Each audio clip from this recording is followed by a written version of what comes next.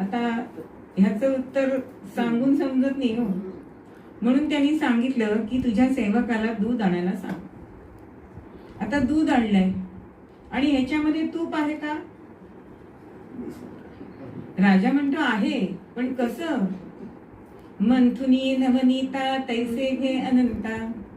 असं तुम्ही जर त्या दुधाचं दही केलं, दह्याचं ताक केलं, ताकाचं लोणी काढलं आणि ते लोणी कढवलं तर ते आपल्याला तूप मिळतं. म्हणजे तुकाराम महाराज सुद्धा म्हणतात ना, तो अभंग मला वाटतं तुकारामांचा नाहीये, पण तुकामुळे असं म्हणतात की जशी उसात हो साखर तसा देहात तो ईश्वर. मग असा हा देव सगळीकडे भरलेला आहे. मग देव काय करतो असं राजाने विचारले.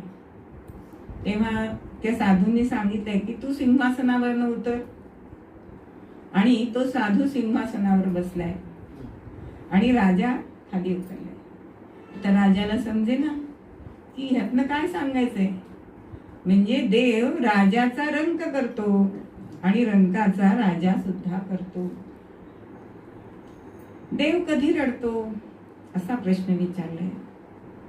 जेव्हा देवाच्या भक्तांचा छळ होतो ना, तेव्हा भगवंत रडत असतो, देव रडत असतो. देव हसतो कधी?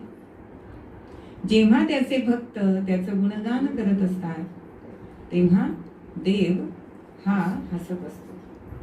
असे अनेक प्रश्न राजाने विचारले आणि त्या साधूंनी त्याला उत्तर दिली.